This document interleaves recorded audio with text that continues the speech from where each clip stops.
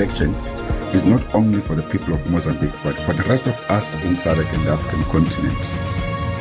We wish the people of Mozambique peaceful and successful elections. Balithabela abantu beMozambique ikhetho langikhabo njengombana abanganeno ikhetho apha baphiwe ithuba lokuvotela khona eSouth Africa. South African police are going to be working together with law enforcement and metro officers. The minister is down here to ensure that we work much closer. Ngqongqoshe wamapholisa uSenzo Mchunu ufika ngakalindeleke kuruleni lapho ebekayokusearcha khona imakhiwo ethunjiweko.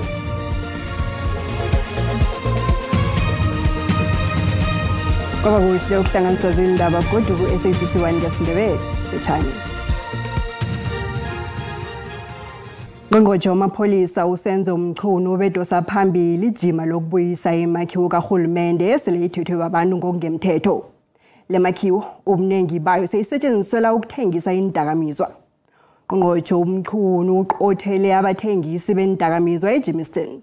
Uthi ukudoswa kwegezi ngokungemthetho kile makhiwo kufaka impilo yabantu engozini.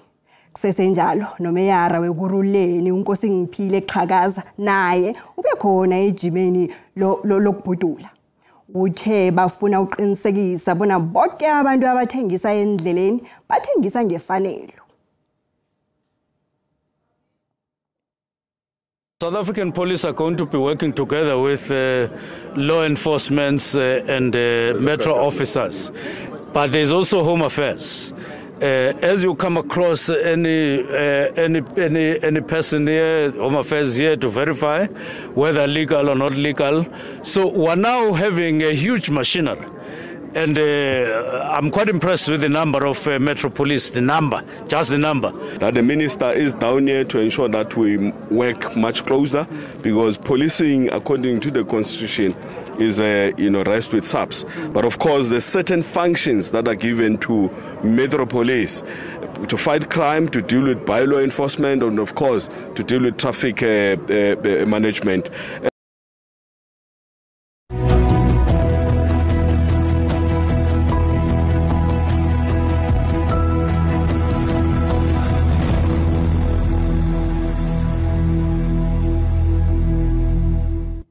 Abantu beMozambique abahlala eSouth Africa banethemba lokuthi ivote yabo izokwenza umehluko elizweni lekhabo njengoba nakuvotwa nje.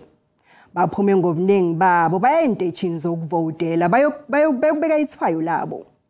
Ivote yabo kulindeleke bona inabise isikhathi sokubusa sesihlangano ebusako iFrelimo ekuyihlangano yathoma ukubusa ukusukela ngo1975 elizweni liyanaliza kufumana umazibuse. Kodwa na ihlangano ephikisako iRenamo inethemba lokubonakala. Finally, like a good time as a young person to have a voice. Kungenzeka ke bona abasesekhaya nabalapha kodwana banelithemba elikhulu lokuthi bazokwenza umehluko emakhethweni wangikhabo. Emphathiso zeMozambique zithi konke kukhambe ebutshelela. Because going to be a loss of opportunity if they don't vote. So our appeal to them is that they should come and cast their vote. It's a right, it's a civic right. Amakhetho la enzeka ngaphasi kobujamo bomnotho obungasibuhle nelilo ngezokuphepha.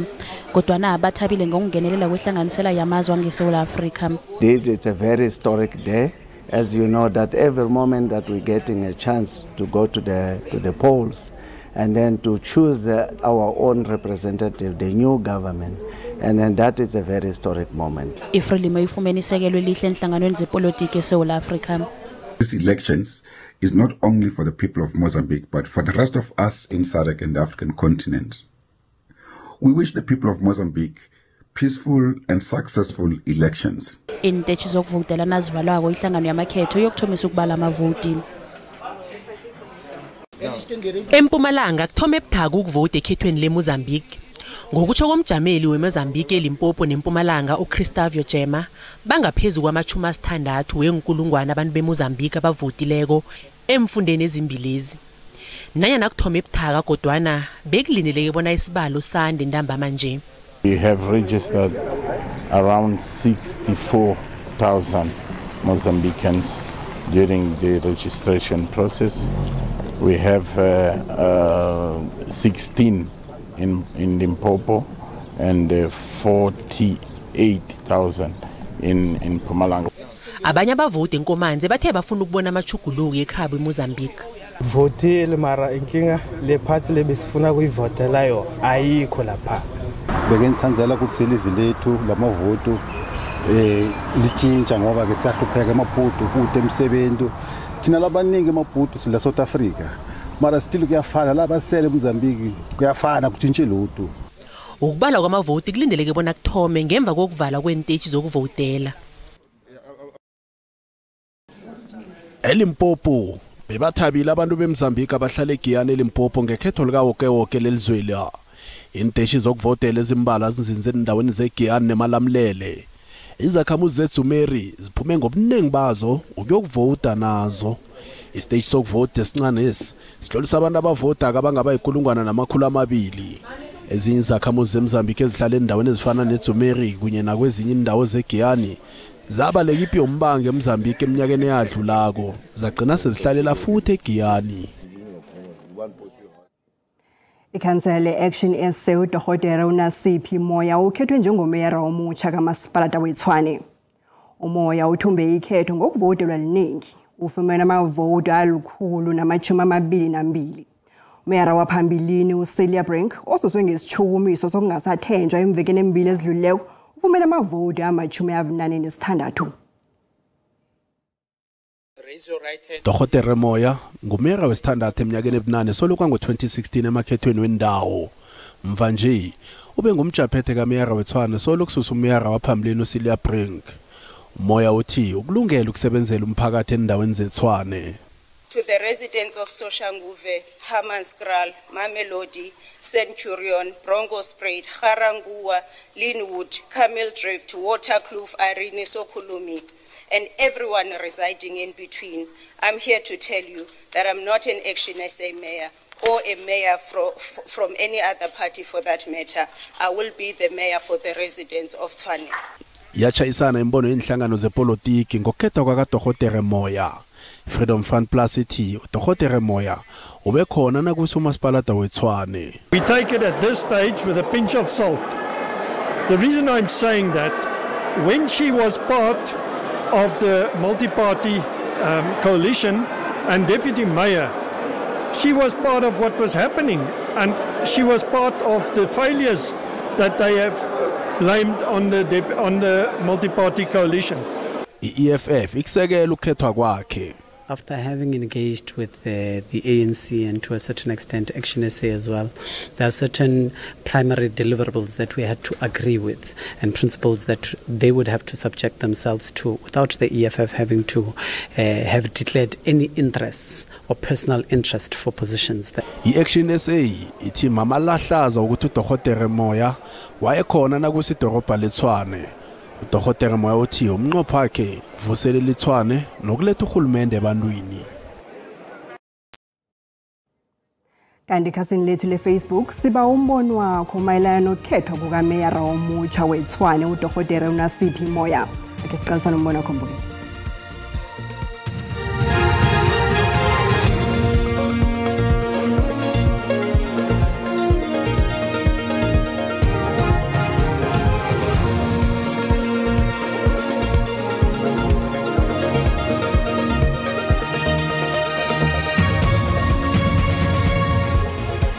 naye bazomkhipha umeyara lo ngeke kuphela inyanga ezisithandathu angakaphumi. Kubalulekile ukuthi enze umbereko wakhe njengemeyara.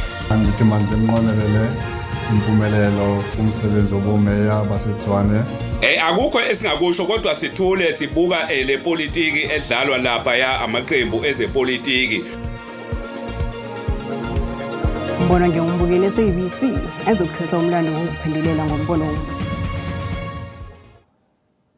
Siphayelwe ngeqadi isibawo somvikeli womphakathi walokho obusisiwe Mkhwebane sokufuna imali engange 10 million yamaranda yokulisiswa umsebenzi. Ikhotho ephakemeko ePitori namhlanje iphikise isibawo sika Mkhwebane sokuthi abhadelwe imali le uMkhwebane ukuthi abhadelwe uthe batsho imali le ukuthi angabhadelwa imali le kuphula amalungelo wakhe womthetho sisekelo kunye nokungalandeli umthetho wabasebenzi. Siphayiwe isibawo somvikeli womphakathi waphambilini uadvocate Busisiwe Mkhwabane sokuthi anikelwe imali yokumthokozisa umsebenzi ngemali engange-10 million yamaranda. Ijaji uMoki uveze ukuthi kunomehluko phakathi kokuzilisela umsebenzi ngokuzithandela nokususwa emsebenzini. It would be absurd for an employer to be expected to pay a gratuity, being a token of appreciation to an employee who left office in disgrace. Nakusenjalo ikhotho ifumana ukuthi akukho ukuphula komthethosisekelo okwenziweko ngokubhala ukubhadela umkhwebane. She did not elaborate as to which provision of the Constitution has either been breached, misapplied, or misinterpreted. A court cannot give declaratory relief in terms of Section 172 sub 1 sub A on non-specific assertions that there are breaches of the Constitution. Ikhotho ephakemeko eGauteng ibuye yaphikisa isibawo sakamkhwebane sokuthi kubuyekeze isiqunto sakamvikeli womphakathi ngokuthi besinganabulungiswa ngokomthetho. The applicant did not cite any law for her claim that a gratuity is included in the concept remuneration generally, or that a gratuity forms part of her remuneration specifically. The applicant's remuneration does not include payment of a gratuity. Nakusenjalo umkhwebane uyalela ukuthi abhadele indleko zegcwetha leofisi yomvikeli womphakathi nelika speaker weParliament obeka ngummangalelwa ecaleni. Bekasangena ngobuningi amezwi okuchiriya ngemva kokubhubha komsunguli weRhema Bible Church uRay Macaulay. uMacaulay weminyaka ema-75 ubudala ubhubhele wakhe ngelesibili ntambama nomndeni wakhe. Ubhubha nje umfundisi bese la ngasekho khulu emsebenzini yesonto kodwa bekasazibophelele ukusebenzela isondo lakhe. uMacaulay ubhubhe ngemva kwamalangana agidinge ilanga lakhe lamabeletho lapho bekahlanganisa khona iminyaka ema-75 ubudala. uRay Macaulay wabelethwa eJohannesburg ngo-1949 ngemva kokuthumba iphaliswano lamadodana ejama afanelwako uMr South Africa wabe wathumba nephaliswano labaguginsimbi eLondon ngo-1974. Iminyaka ngemva kwalokho wafunda imfundo zekolo nonkosikazi yakhe wokuthoma uLindi eBible Training Center eBroken Arrow Oklahoma ngo-1978. Bathi nababuya nganeno eSouth Africa ngo-1979 bakwaMacaulay basungula isondo iRhema Bible Church ngaphasi kweRhema Ministries kwabo kubabelethi bakhe uJimmy noDoreen Macaulay. Isondweli linamalunga ezi-45 wenitshaba ezihlukeneko kanti kulisendo elikhulu elizijameleko kunawo wonke eSouth Africa. Isondweli linamakhaya wenindandane ikhaya labo mabangakendi kunye nemtholapilo yengogwana yendombandonga kanti ngesikhathi sebandlululo uMacaulay nebekasebenzisana nabo baba ingcenye yezehlakalo ezathi sekulweleni inkululeko ngo-1994. Ngo-2009 umengameli walokhu uJacob Zuma nakabekwa njengomengameli uMacaulay wabumba ihlangano iNational Interfaith Leadership Council eyahlanganisa neNational Religious Leaders Forum ekukhambeni kwesikhathi ukubumba i-Interfaith Council of South Africa ngo-2011. Umkhandlu wamasondo weSouth Africa uthi uphatheke kumbi khulu ngokubhubha kwakaMacaulay. We feel that we do have that mixed feeling, the feeling of mourning the departure of a soldier, and also the feeling of celebrating a well-lived life.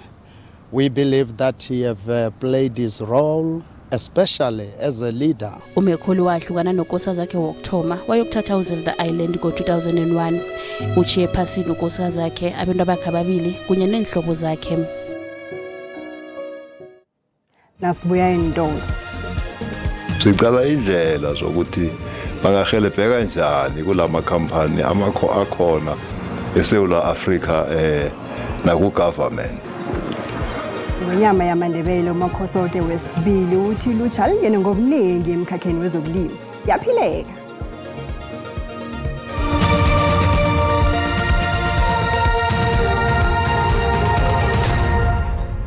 Saphethe indaba zesiNdebele nawuqeda ukufika siyakwamukela. Izindaba uyazifumana ku-YouTube, ku-Facebook naku-SABC Plus. Ngonyama yamaNdebele uMakhosoke wesibili ngokubambisana nababelana abahlukahlukeneko ekorweni yezokulima namhlanje babambe imbizo yokulima ngomnqopho ukufundisa kunye nokukhuthaza laba basemkhakheni lo. Imbizo le ibanjelwe ngonyameni eKlipfontein eMpumalanga. Imbizo yokwabelana ngelwazi emkhakheni wezokulima abalimi ngokuhlukana kwabo bahlangene lapha ukuzokufunda kunye nokwazana nabanye abantu abalima indima enkulu emkhakheni wezokulima. Abafundi abayingcenye yemfundo bandulo zokulima kunye nalabo abasemkhakheni wezokulima bathi abantu abatsha abakhuthalele ikoro yezokulima. There's different companies abakhona laba abafundisako abafundako mostly because there's a lot of farmers who abadinga ukuthi basizwe ukuthoma ibusiness. Singajabula ukuthi youth esikhathini samanje icucuzeleke nayo ikhambe nathi kule khambo le-agriculture kungabe abantu abakhulu. Omunye wabelani oyingcenye imbizo lewuthi angekhe baphelele engwenyameni kwaphela kodwa nabazokukhambela nezinye indawo ukusiza abalimi abasakhasako. Issues that our farmers have had in trying to access funding or credit, so to say, has been that they're failing to come up with a business plan. They're failing to come up with prediction into how the weather is going to be in the next few months and so on. Omnyango wezokulima eMpumalanga bathi kuqhakathekile ukusebenzisana nomkhakha wangeqadi ukuthuthukisa zokulima. Njengomnyango we-Department of Agriculture asikhona ukwenda konke sisodwa. Sifuna ukuthi sibambisane ne-private sector, sibambisane na-amakhosi. Ingwenya maMandebele umakhosi wakhe wesibili uthi okuqhakatheke kakhulu kuqinisekisa bona abafundi ebebathwasisela zokulima baragela phambili nokusebenza emkhakheni lo. Besinama-student angu-10 atraine lapha eCenturion ayaqeda ngoDisemba yabuya. Besinama-student lapha abatrainwa i-NSF angu-300 aqedile nawo. Sicala indlela zokuthi bangahelebheka kanjani kulama company akhona eSouth Africa naku-government ukuze abantu bekhethu baphile uphilo obungcono. Inkhambeli zembizo lezi zichongalizwe bona ukulima kuqhakathekile njengombana bakhuthaza nabantu ekhaya bona bazitshalele imrogo emakhaya nokhunye okufana neanyanisi umrogo namathanga. Indabeni ze-SABC Philemon Skhosana eJohannesburg. Abantu beSoweto eNaledi bathi azivalwe zonke impaza shop endaweni le. Ukufika lapho zihlolwa khona bona zilandela umthetho na. Lokhu kuza ngemva kokubhubha kwabantwana abahlanu ekuthiwa bathenge amazimba ekusola bona bekanechief kwezinye zempaza zendaweni le ngoSonto. Sehlakalwisi sivuselele godu ukukhonjelwa kokuqiniswa kokulandelwa kwemigomo yokuthengiswa kokudla okuphephileko. Liyaragi phenyo ngokubhubha kwabantwana abahlanu eNaledi Soweto ngempela veke ekuthiwa batsho badla ukudla kunechief bakuthenga espaza shop sendawo. Omunye wabo sizobona kumbulwa kuyembeswa ngaye kumbeni yabagula khulu esibhedlela. The spaza shop owner is known to us, and so anyone, if any investigation it points to direct food poisoning as a result of the food from the spaza shop, then criminal charges are going to be open. Uhulumende weGauteng uvakatshela imndeni ebhujelwe ngelesibili kanti uthembisa ukuphenya abaphenyisise. Umnyango wezifundo esifundeni esinawo uyile enkolweni zabafundi ababhubhileko ukuyokuthoba imkhumbulo yabafundi nabotitshere. All the schools we send our psycho support to conduct counseling, but the children at this age they will be affected differently. So the curriculum delivery continued parallel to them being given counseling. They're taking them in batches. Umndeni wakwamsima ngokuthi kunzima ukwamukela ukubhubha komntwana wabo uNjabulo. Unina uthi uyazisola ngongalandela unembe zakhe na umtshela bona anganikela uNjabulo imali. It's tough luza ngwana asijogo kore le maobane busiwa ke dutse ne ke feel kare ke toro but kanete o relemetse re le batswadi. Undunankulu wesifunda uPanyaza Lisufu khombela amapolisa bona aphenyisise ngendaba leni. They must be assured of our support, and they must also be assured about the work of the police. Fortunately, I've worked with this investigative unit on many cases. There is no case that is assigned to them that they don't crack. Imndeni yabantwana abahlanu ithi ilindi imniningwana ngamalungiselelo ukuthi bangcwatshwe bonke kanye. Abongazimba neminyaka ephakathi kwesithandathu ubudala ukuya kwelithumi ubudala kanti omunye wabo usekumbeni yabagula khulu esibhedlela.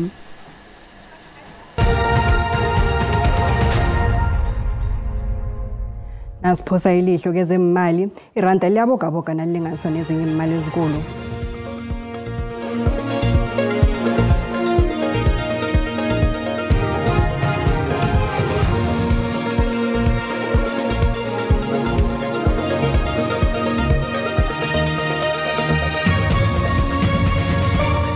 Namhlanje akhe sihlole ngekwekwezini ehlelweni sibuya nabazumi. Sibu bavotile abantu beMozambique namhlanje. Kanti nganeno yekhethu umasipalata weTshwane unomero muchacha. Wena uphethe ziphi ngapho? Siyathokoza namabona silotshisa umbukelo khona usekhaya. Indaba esiziphetheko namhlanje sizokuthoma ngalezi ezithi okhabe amvikeli womphakathi uadvocate uBusisiwe Mkhwebane ulobile esibaweni sakhe ekati yasifake ekhotho ephakemeko ukuthi akatelele ioffice lomvikeli womphakathi ukuthi limbhadele imali yakhe yomhlambiso. Lapha kumasipala weTshwane namhlanje kukhethwe umeyara omutsha uNasiphi Sami. Lokhu kwakho ke uNasiphi Moya. Lokhu ulandela ukuthi ngenyanga epheleleko kwakhitshwa umeyara kumasipala loya ovela ihlanganweni ye-Democratic Alliance. Siyokhulumisana nabavela kumasipala weThembisile ngomnyanya omkhulu abahlela ukuthi bawenze lokha nasele kuyokuphela inyanga le esikiyo kaSewula. Ngezihlangana nezinye ke zendaba esiziphetheko ebusuku namhlanje sithokoza ithuba. Sithokoza Sibu. Njenganje asiqale ubujamo bezulu. Usayi asifika ukubethiza. Njenganje liyani izulu. Kwenzekani ngaphandle? Awaselithomile ukuSewula vele thandeka izulu langalesi sikhathi. Abanye ke bebalindele ukuthi keline kuphele nemgomani. Asizicale ngokunabileko.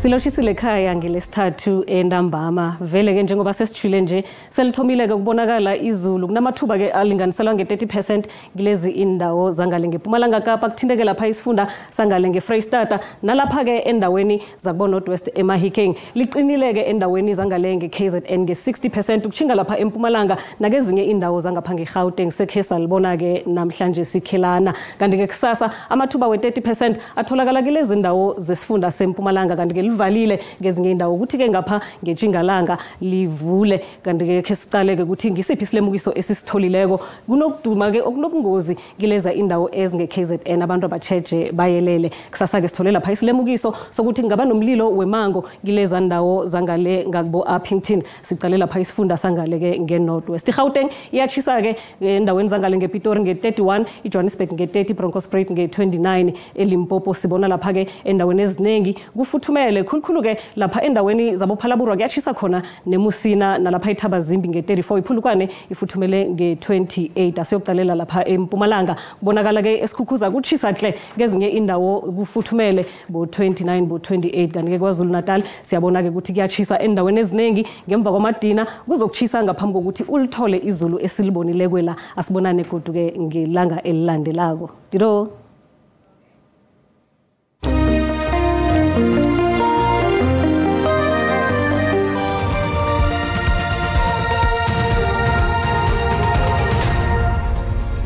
Buyela sizibeke lapha namhlanje zikhona ngeSiswati kusasa nangelesihlanu Musa